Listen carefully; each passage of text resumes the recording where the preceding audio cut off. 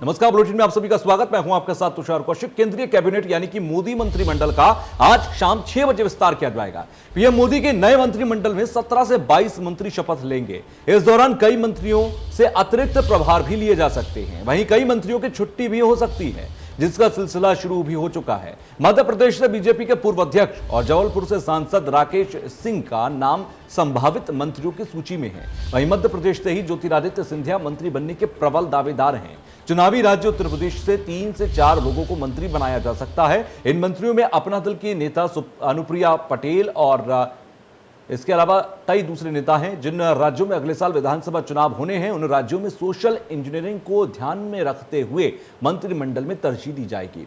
कौशांबी से बीजेपी सांसद विनोद सोनकर को भी मोदी कैबिनेट में जगह मिल सकती है। माना यह जा रहा है कि विनोद इसी सिलसिले में दिल्ली पहुंच रहे हैं। विनोद सांसद के साथ बीजेपी के राष्ट्रीय मंत्री भी हैं। बताया जा रहा है कि प्रयागराज के आसपास सोनकर यानी अनुसूचित जाति के लोग बड़ी संख्या में मौजूद हैं और इन्हें साधने के लिए विनोद सोनकर को मंत्रिमंडल में जगह दी जा सकती है। तो यूपी चुनाव से पहले केंद्रीय मंत्रिमंडल में बड़ा फेरबदल होगा। आज शाम 6 बजे इसका ऐलान होगा और इसी के साथ शपथ भी दिलाई जा सकती है। इसमें उत्तर प्रदेश से 4 से 5 मंत्री हो सकते हैं। उत्तर प्रदेश में अगले साल चुनाव होने हैं और ऐसे में चुनावों के मद्देनजर यहां 4 से 5 चेहरों को जगह दी जाएगी और यह सोशल इंजीनियरिंग के आधार पर तय होगा। इसमें अपना दल को जगह दी जा सकती है। अनुप्रिया पटेल यहां पर मंत्री बन सकती हैं, जिनका नाम प्रबलता के तौर पर आगे आ रहा है। इसके अलावा रामशंकर कठेरिया से लेकर वरुण गांधी और इन सभी को दिल्ली बुलाया गया। अब देखना होगा कि शाम तक किस किस के नाम पर मोहर लगती है और कौन कौन मोदी कैबिनेट में शामिल होते हैं। तो विस्तार के बाद अब तक का सबसे युवा मंत्रिमंडल यह बनकर सामने आएगा। शाम 6 बजे मोदी मंत्रिमंडल का विस्तार होना है। तो शाम 6 बजे मोदी मंत्रिमंडल में कौन इन कौन आउट ये देखना होगा। यह भी कहा जा रहा है कि कुछ ऐसे मंत्री भी होंगे जिनको बड़ा प्रमोशन दिया जा सकता है। संजीव बालियान के विभाग को लेकर भी इस बात की चर्चा है कि उनका भी प्रमोशन हो सकता है और कोई बड़ा पद उनको दिया जा सकता है। कई सारे मंत्री ऐसे हैं जिनके पास एक से ज्यादा विभाग हैं, तो उनके विभागों के बोझ को कम किया जा सकता है और जो अतिरिक्त प्रभार है उसे बाकी मंत्रियों में बांटा जा सकता है। अभी 53 की संख्या है मोदी कैबिनेट के अंदर और इसकी संख्या 81 तक बढ़ाई जा सकती है, यानी कि 17 से 22 तक कुछ ऐसे मंत्री होंगे जिन्हें शामिल किया जाएगा। तो कई मंत्रियों के माफी चाहेंगे कई सांसदों के अभी दिल्ली पहुंचने की शुरुआत हो चुकी है। उत्तर प्रदेश से कई नेता हैं जो अभी दिल्ली पहुंच चुके हैं।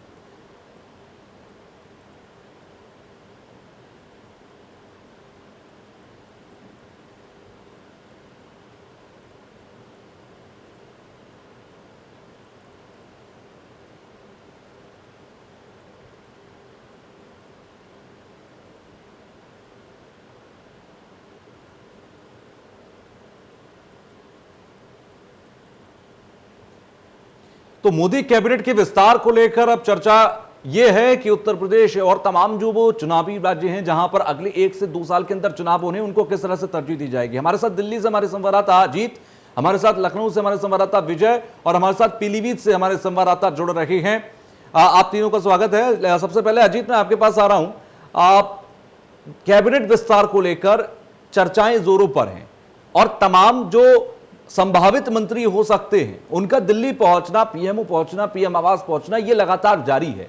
अभी दिल्ली से क्या खबर है, कौन कौन से नेता पहुंचे हैं, किन किन को बुलावा गया है?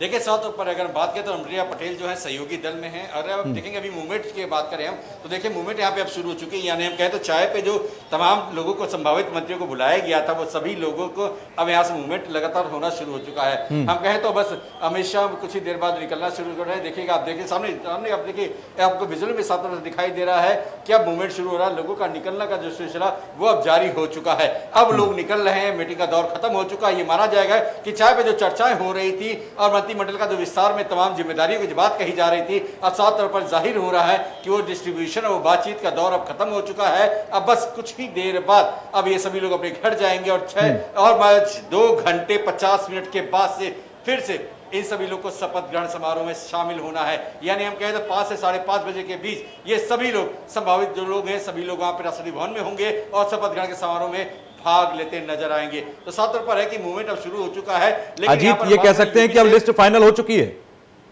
पटेल हो या फिर बिल्कुल साफ तौर पर कह सकते हैं कि अब लिस्ट फाइनल हो चुकी है और जिस हिसाब से एमओएस हो या फिर कैबिनेट मिनिस्ट्री का दर्जा हो या प्रमोशन की बात हो वो सभी तरह से तय हो चुका है और मूवमेंट तेज हो चुकी है। आप देखेंगे कि मूवमेंट तेज होने के बाद से हर कहीं मीडिया हलचलें भी तेज हो चली है यहाँ पर और कहा यह जा रहा है कि आखिरी मुहर लग चुकी है। बस जो है अब बस हम कहें तो 2 से ढाई घंटे का इंतजार है। उस 2 से ढाई घंटे के बाद से जब शपथ ग्रहण का कार्यक्रम शुरू होगा उसमें तमाम जो मंत्रिमंडल में जगह जिनको मिलेगी, बिल्कुल ये बहुत मायने रखेगा कि किसको जगह दी जाएगी और किसको कैसे सारा जाएगा। अजीत आप वहां से जानकारी जुटाते रहिए, मैं आपके पास आऊंगा और अगर कोई ताजा जानकारी हो तो आप साइन दीजिएगा, मैं आपके पास लौटूंगा। विजय हमारे साथ लखनऊ से जुड़े हुए हैं। विजय, सोशल इंजीनियरिंग का पूरा ध्यान रखा जाएगा, अगले साल चुनाव है, चुनाव में किस जाति को कैसे साधना है, कैसे सोशल इंजीनियरिंग करनी है, किस दल को अपने साथ एनडीए में और मजबूत करना है, आज के मंत्रिमंडल विस्तार के साथ ये विसात भी बिछा दी जाएगी। बिल्कुल सही कहा आपने, क्योंकि यहाँ पर जो मंत्रिमंडल का विस्तार होगा और उत्तर प्रदेश के लेकर के जो रूपरेखा बनेगी वो काफ़ी कुछ तय करेगी योगी मंत्रिमंडल को भी, क्योंकि विधान परिषद को लेकर के भी यहाँ पर नाम तय किए जाने हैं और ये माना जा रहा है कि 13 तारीख से 15 तारीख के बीच में यहाँ का भी मंत्रिमंडल विस्तार होगा। तो जाहिर है कि सबकी निगाहें इस बात पर टिकी हुई हैं कि केंद्रीय मंत्रिमंडल जो है वो किन किन चेहरों को लेकर के आ रहा है और जाहिर है कि सोशल इंजीनियरिंग पूरी तरह से इस पर हावी रहेगी, क्योंकि ऐसा ना करने का सबसे बड़ा कारण ये भी है कि कहीं ना कहीं 2022 के विधानसभा चुनाव को साधना है और जाहिर है कि इसी वजह से यहाँ पर पार्टी की मजबूरी है कि यहाँ पर सोशल इंजीनियरिंग को साथ में लेकर के वो चले और उन सभी चेहरों को यहाँ पर जगह देनी पड़ेगी जिनको इन्होंने वादे किए हुए हैं, जिनके साथ इन्होंने अभी हाल में ही कहा जाए कि अपनी पार्टी में लेकर के नेताओं को आए हैं और उनके साथ में एक प्रकार का जो आंतरिक गठबंधन हुआ है, ये सभी चीजें जो है वो इस दबाव में रहेंगी।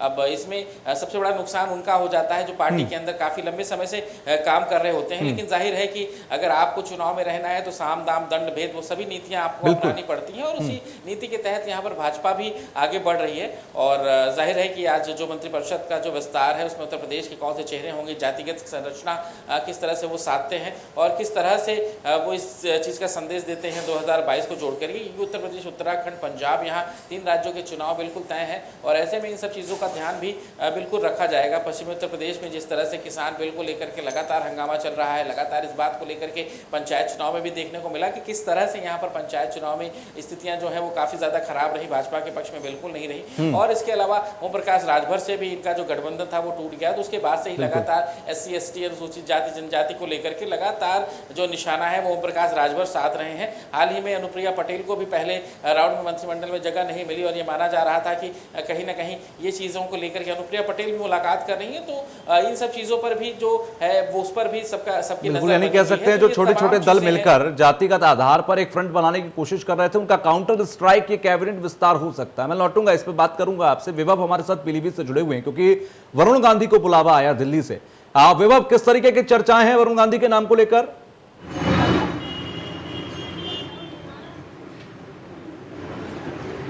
सर आपको बता दें कि वरुण गांधी को जब से संभावित अब बात चल रही है उस वजह से यहाँ उनके समर्थक है वो काफी उत्साहित नजर आ रहा है। सुबह हालांकि पूरा धमाका बना हुआ था उनके ऑफिस के बाहर, लेकिन अब उनके समर्थक जो है वो काफी उत्साहित नजर आ रहे हैं।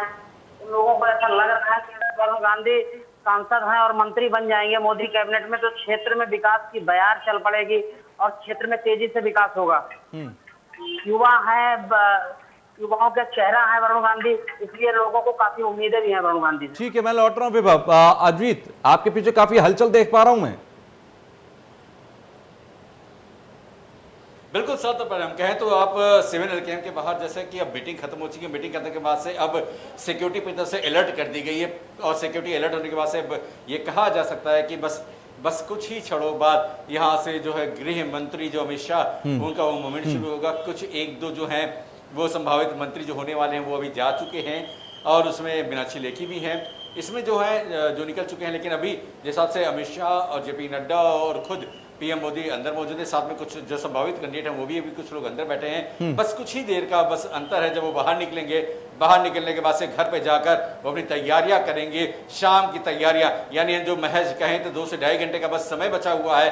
अजीत, मैं शॉर्ट में समझना चाहूंगा कौन कौन से चेहरे अभी वहां पर अंदर मौजूद रहे हैं, कौन कौन पहुंचे हैं वहां पर? बिल्कुल, अगर साफ तौर पर कहें तो ज्योतिरादित्य सिंधिया और सर्बानंद सोनोवाल, भूपेंद्र यादव, अनुराग ठाकुर, मीनाक्षी लेखी, अनुप्रिया पटेल, अजय भट्ट, शोभा कोडले, सुनीता डागा, भारती पवार, शांतनु ठाकुर, नारायण राणे, कपिल मित्र पाटिल, पशुपतिनाथ पारस और आरसीपी सिंह, यानी जो हम कहें आरसीपी सिंह की बात कर रहे हैं, और पशुपतिनाथ पारस वो भी मौजूद हैं, जी किशन रेड्डी भी मौजूद हैं, और साथ में पुरुषोत्तम रूपाला भी मौजूद हैं। लेकिन कुछ और जो संभावित नाम हैं, उन संभावित नाम में और भी लोग हैं जो यूपी से जुड़ जाए, क्योंकि यूपी में समीकरण ये भी बताया जा रहा है कि हो सकता है कि कुछ एक दो चेहरे को और शामिल किया जा सकता है, क्योंकि कहीं ना कहीं समीकरण बैठाने की कोशिश है। और कहा यह जा रहा है कि यूपी में ब्राह्मणों को खुश करने के लिए एक ब्राह्मण चेहरा भी होगा, और ब्राह्मण चेहरा जो होगा वो अपनी तरह से कहीं न कहीं समन्वय बैठाने की कोशिश करेगा, क्योंकि यूपी में महज कुछ ही महीनों बाद, हम कहें तो 8 से 10 महीनों बाद चुनाव भी है, और उस चुनाव को देखते हुए समीकरण पे बैठाने की बात होगी। तो आप देखेंगे कि तैयारियां पूरी हो चुकी हैं, बस अमित शाह कुछ ही देर बाद यहाँ से मूवमेंट करेंगे, निकलते हुए नजर आएंगे। लेकिन जिस हिसाब से संभावित चेहरों की बात करें, चाहे यूपी हो या उत्तराखंड हो, यहाँ पर जो संभावित चेहरे हैं उन चेहरों को मौका दिया जाएगा, जो युवा चेहरे हैं जो स्थिति को संभाल सके और अपनी स्थिति को संभालते हुए प्रदेश में बेहतरीन से अपने आप को प्रेजेंट कर सके, क्योंकि एक मुद्दा जो है काफी अहम है, चाहे वो किसानों का मुद्दा हो, खासकर जो गाजीपुर में बैठे किसान। ठीक है माजिद, लौट रहा हूं आपके पास।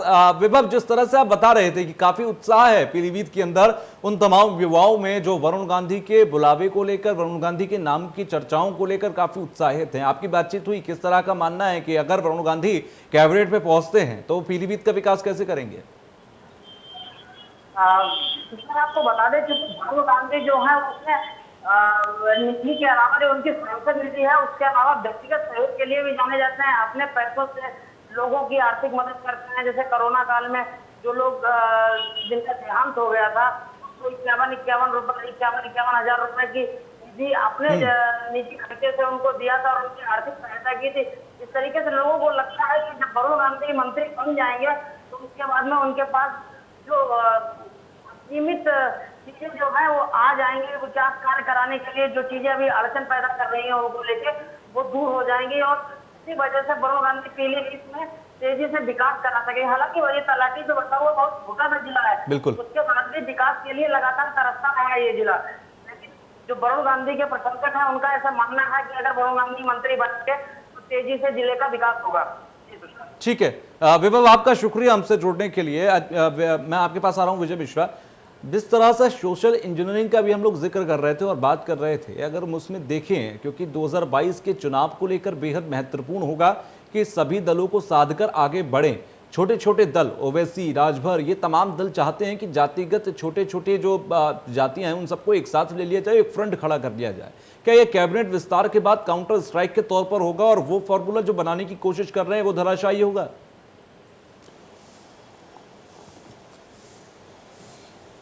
बिल्कुल सही कहा आपने कि कहीं ना कहीं यहाँ पर जो कोशिश है पूरी केंद्र की और उनकी जो रणनीतिकारों की, भाजपा की, वो यही है कि यहाँ पर छोटे छोटे दलों को साधा जाए। और ये रणनीति आज की नहीं है, इसके पहले भी आपने देखा होगा जब अमित शाह पहली बार प्रभारी बने थे उत्तर प्रदेश के, और जब पहली बार इनके खाते में 73 सीटें गई थी, जब पहली बार मोदी सरकार बनी थी, तो यही छोटे छोटे दलों के साथ में समीकरण को साधना और रणनीतिक रूप से उनके साथ में जुड़ना, ये काफ़ी फायदेमंद रहा और काफ़ी अच्छी सीटें भाजपा को आई, और उत्तर प्रदेश में इतनी अच्छा प्रदर्शन कभी भी भाजपा कर नहीं पाई है।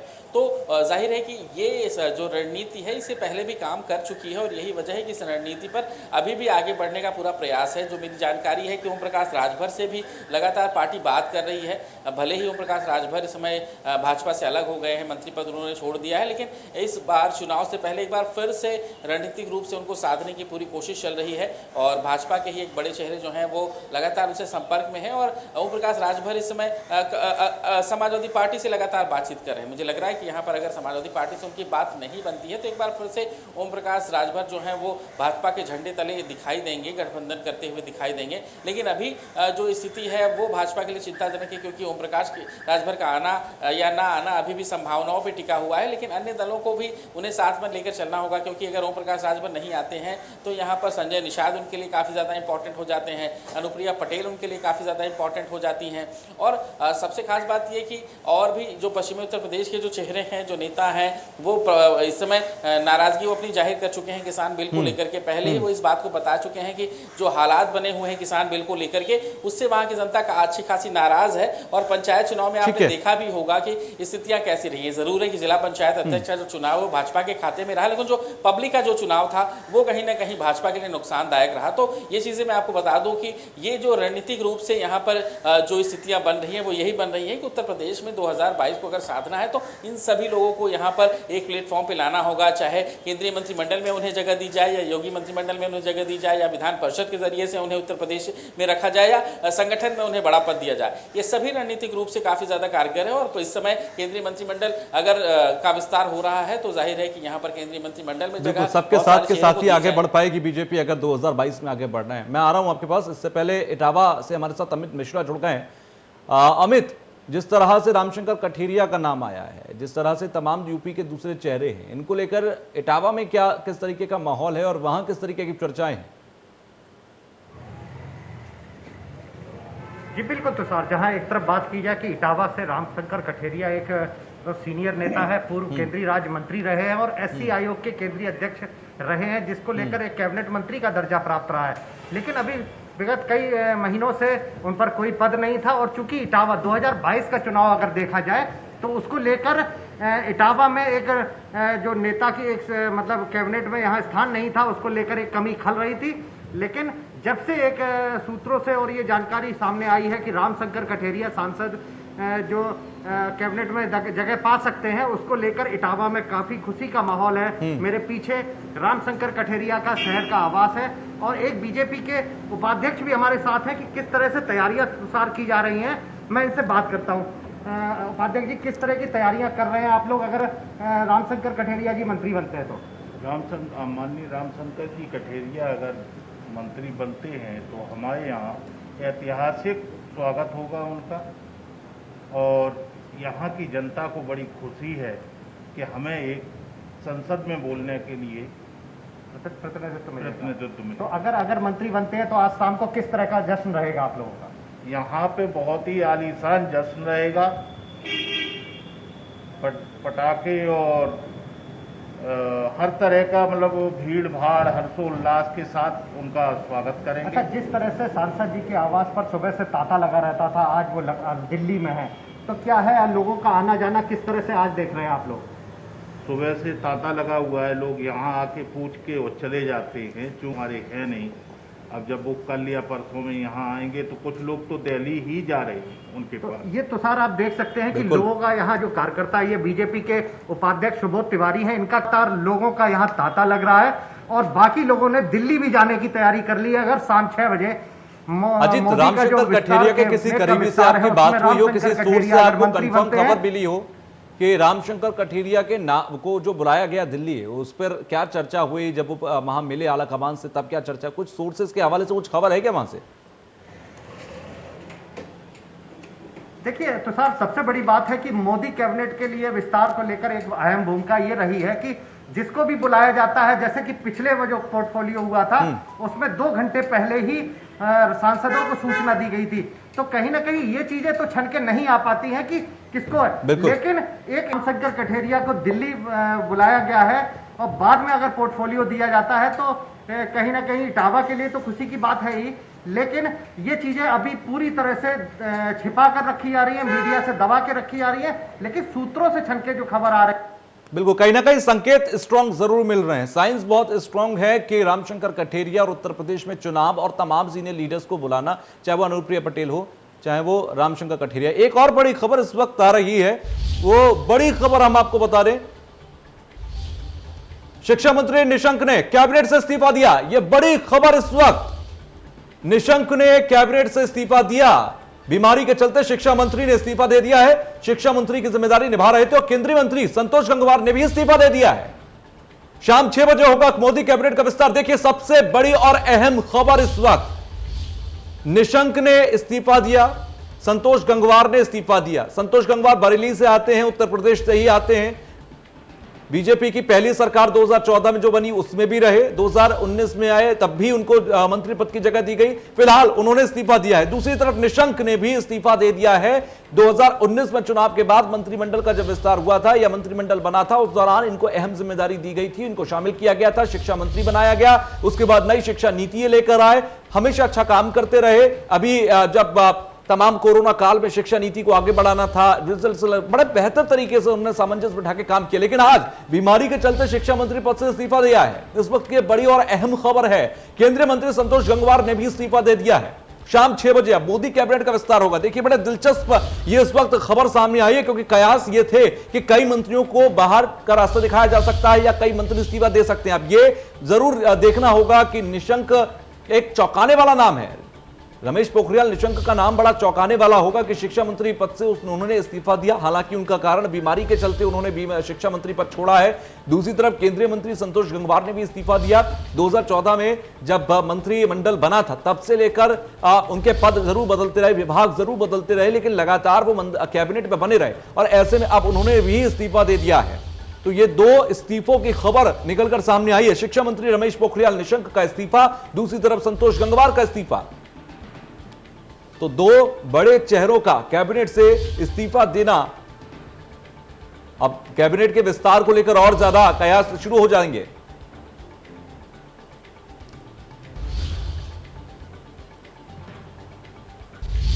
विजय मिश्रा हमारे साथ लखनऊ से जुड़े हुए हैं। विजय, इस खबर को सुनने के बाद कितना एक कहना चाहिए एक नया पहलू सामने आता है, क्योंकि कुछ चेहरे बाहर हो सकते हैं, ये तो तय था, ये तो माना जा रहा था, लेकिन निशंक का नाम और संतोष गंगवार जो कि खुद बरेली से आते हैं, उत्तर प्रदेश से आते हैं, ये कितने चौंकाने वाले नाम हैं?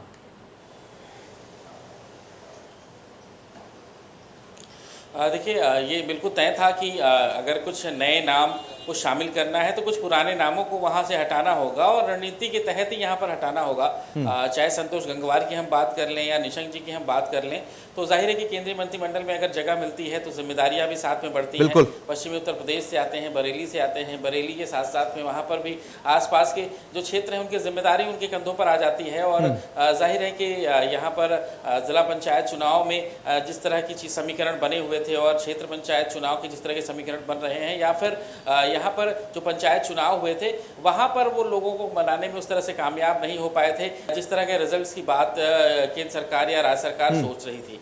तो कहीं ना कहीं इन सब चीज़ों को लेकर के बिल्कुल फैसला करना था केंद्र को कि आखिर किन चेहरों को लेकर के आया जाए, कौन अच्छा बेहतर प्रदर्शन कर सकता है, कौन नहीं कर सकता है। और जब चुनाव हुए और पंचायत चुनाव के बाद फिर जिम्मेदारियां बदली गई थी और ये कहा गया था कि नहीं, चेंज करके इन चेहरों को जिम्मेदारियां दी जाए, तो एक उसका एक रिजल्ट देखने को मिला। मैं पहले कह रहा था कि कहीं ना कहीं मेरठ, बरेली और इसके आसपास के इलाकों से एक चेहरा जो है वो वहाँ पर लाया जा सकता है और एक चेहरे को हटाया जा सकता है, और वही चीज़ देखने को मिला संतोष गंगवार रूप में हमें, क्योंकि ये बदलाव बिल्कुल तय था। उत्तराखंड से आते हैं निशंक जी और जाहिर सी बात है कि वहाँ पर भी एक चेहरे को जगह मिलनी है। अब यहाँ पर निशंक जी को यहाँ पर किस तरह से लाएंगे, उत्तराखंड में उन्हें किस तरह की जिम्मेदारियाँ उन्हें मिलेंगी और यहाँ पे उनकी भूमिका क्या होगी, ये बड़ा महत्वपूर्ण होगा। क्योंकि कहीं ना कहीं एक एडजस्ट पहली बार भी निशंक जी को किया गया था वहाँ पर ला करके, और यहाँ पर भी जब दोबारा एक बार फिर से विस्तार हो रहा है तो कहीं ना कहीं किसी और एक चेहरे को यहाँ पर जिम्मेदारी मिलनी तो वहाँ से तय मानी जा रही है। और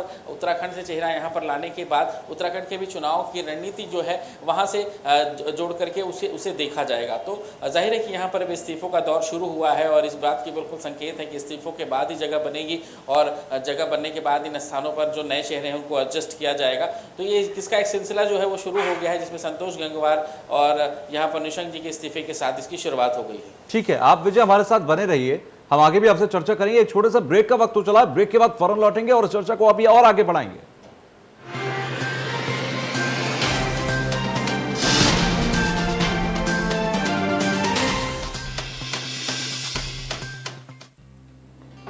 घर से बाहर जाना मतलब बीमारी का खतरा, और बीमारी कभी भी किसी को भी हो सकती है, इसीलिए तैयारी जरूरी है। PolicyBazaar.com पे 1 करोड़ का हेल्थ इंश्योरेंस और टर्म लाइफ इंश्योरेंस